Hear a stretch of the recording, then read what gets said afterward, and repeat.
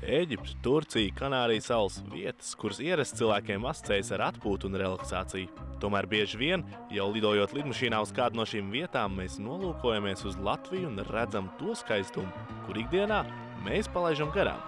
Tad, lai mums nebūtu tālu jāmeklē, šodien Rīgas centrā pie pašas operas tika atvērta Mammas dabas vēstniecība, kurā mēs varēsim uzzināt par tām vietām Latvijā, kurās smelties enerģija vai vienkārši atpūsties. Mēs atklājam pirmo reizi Mammas dabas vēstniecību pašā Rīgas centrā. Tas, manuprāt, ir kaut kas īpašs. Mēs esam ļoti pateicīgi arī SEB bankai, kas deva mums šo iespēju viņu te atklāt.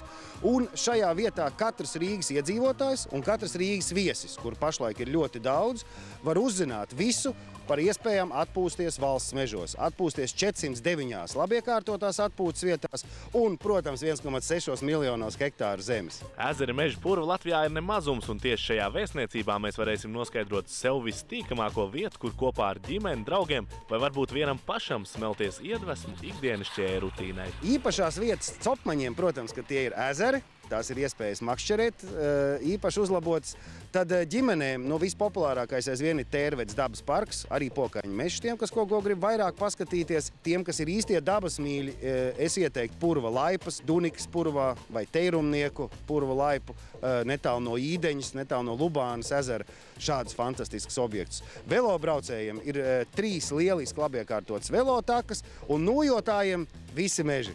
Arī dabas terapeits atzīst, ka tieši Latvijas daba ir tā vieta, kur ik viens var gan uzlabot savu veselību, gan vienkārši lieliski pavadīt laiku. Tā realitāte ir tāda, ka cilvēks ir atrāvies no dabas. Un tieši tāpēc arī mūs aizvien biežāk piemeklē slimības.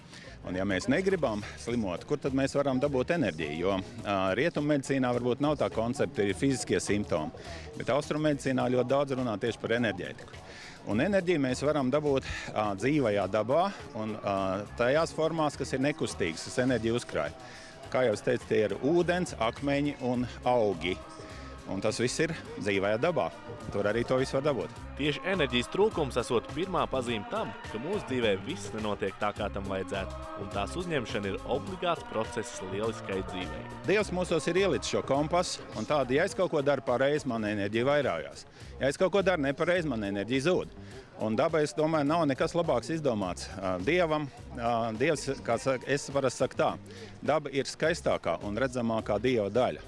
Un tātad, ja mēs varam nonākt kontaktā ar to, kas uzlādē mūs, un gal galā arī, kas varbūt rūpējās par mums visspēcīgāk augstākā izpausmē, kāpēc tad to neizmantot?